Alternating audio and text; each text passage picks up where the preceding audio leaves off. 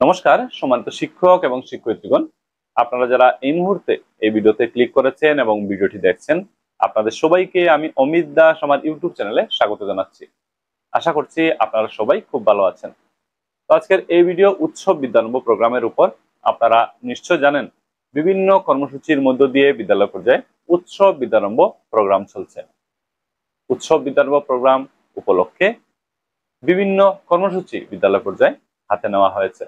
তো উৎসব বিদ্যারম্ভ প্রোগ্রামের অধীনে দিনভিত্তিক কার্যসূচিগুলো আমি ভিডিওর মধ্য দিয়ে আপনাদের সবাইকে জানিয়ে দিতে চেষ্টা করছি। ইতিমধ্যে কয়েকটি ভিডিও আপনাদের সঙ্গে শেয়ার করেছি, আশা করছি আপনারা ভিডিওগুলো দেখেছেন।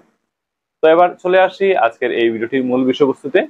আজকের এই ভিডিওতে উৎসব বিদ্যারম্ভ প্রোগ্রামের অধীনে 30 মার্চ 2024 ইংরাজি এবং 31 মার্চ 2024 ইংরাজি এই দুটি দিনে বিদ্যালয় পর্যায়ে কি কি কর্মসূচির আয়োজন করতে হবে সেই বিষয়বস্তুগুলো নিয়ে আজকের এই ভিডিওতে আপনাদের সঙ্গে আলোচনা করার চেষ্টা করব।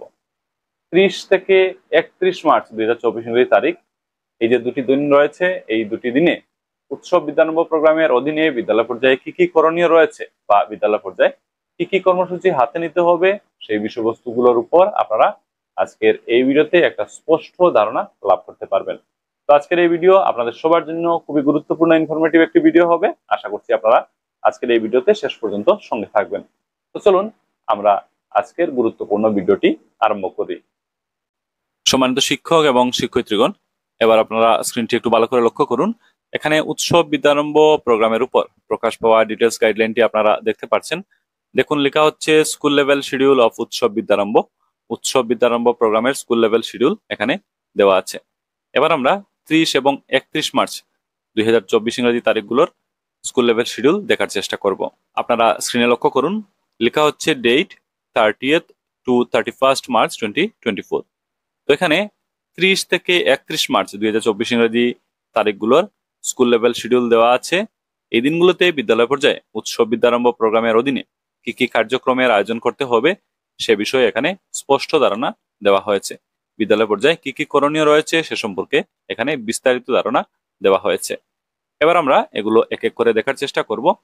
1 নম্বর পয়েন্টে আছে cleanliness drive, cleaning of the school campus, toilets, MDM kitchen, water storage etcetera with the help of teachers and students. তো বিদ্যালয় পর্যায়ে ক্লিনলিনেস ড্রাইভ বা স্বচ্ছতা অভিযান পরিচালনা করার জন্য এখানে বলা হচ্ছে বিদ্যালয় পর্যায়ে ক্লিনলিনেস ড্রাইভের আয়োজন করতে হবে। 2 নম্বর হচ্ছে organisation of Shishu Mela for inspiring students in creative works and developing their creative and leadership skills.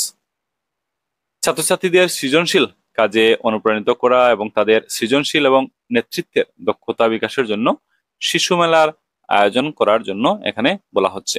তো বিদ্যালয় পর্যায়ে শিশু মেলার আয়োজন করতে হবে। তো খুবই ইম্পর্টেন্ট একটি বিষয় এখানে রয়েছে, সেটা হচ্ছে এই দিনগুলোতে বিদ্যালয় পর্যায়ে শিশু মেলার আয়োজন করতে হবে। পরবর্তীতে এখানে দেখুন একটি টেবিল আছে। এই টেবিলে এই প্রোগ্রামের অবজেক্টিভস, স্টেপস টু অ্যাচিভ এবং আউটকাম এক্সপেক্টেড এগুলোর ব্যাপারে এখানে ধারণা দেওয়া হয়েছে। আমি লাইন বাই লাইন এগুলো পড়ছি না, আপনারা অবশ্যই এই ভিডিও থামিয়ে এগুলো পড়ে নেবেন। পরবর্তী পয়েন্টটি দেখার চেষ্টা করব। 3 নম্বর পয়েন্টে লেখা হচ্ছে local people oblique NGOs oblique business person oblique any individuals may be encouraged to contribute any voluntary support both in kind and cash towards the betterment of school. তো স্থানীয় জনগণ oblique NGOs oblique business person oblique যে কোনো ব্যক্তিকে স্কুলের উন্নতির জন্য স্বেচ্ছাসেবী সহায়তা both in kind and cash রূপে প্রদানের জন্য উৎসাহিত করা যেতে পারে। A donation box may be displayed naming as বিদ্যালয় বিকাশ পুঞ্জি where interested people can volunteer to contribute towards the cause of academic support to the school. তো খুবই সুন্দর একটি কনসেপ্ট এখানে বলা হচ্ছে। বিদ্যালয় বিকাশ পুঞ্জি নামে একটি ডোনেশন বক্স ডিসপ্লে করা যেতে পারে, যেখানে আগ্রহী ব্যক্তিরা স্কুলে একাডেমিক সাপোর্টের জন্য কন্ট্রিবিউট করতে পারেন। The contribution of cash by local people or kinds may be well documented. তো ডকুমেন্টেশনের কথা এখানে বলা হচ্ছে। পরবর্তীতে 4 নম্বর পয়েন্ট আমরা দেখব cultural oblique Literary activities like story telling competition, recitation, story writing, word game, etc.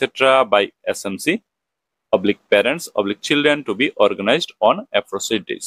তো এখানে কালচারাল অ্যাক্টিভিটিস / লিটারারি অ্যাক্টিভিটিস যেমন story telling competition, recitation, story writing, word game etcetera এগুলো বিদ্যালয় পর্যায়ে আয়োজন করার জন্য বলে দেওয়া হয়েছে। তো এই হলো 30 থেকে 31 মার্চ 2024 ইংরেজি তারিখগুলোতে উৎসব বিদ্যারম্ভ প্রোগ্রামের অধীনে বিদ্যালয় পর্যায়ে করণীয়। তো আশা করছি আজকের এই ভিডিও দেখার পর আপনারা এ বিষয়ে একটা স্পষ্ট ধারণা লাভ করতে পেরেছেন। তো আজকের এই ভিডিও আর বেশি লম্বা করছি না, আজকের এই ভিডিও এখানে সমাপ্ত করছি।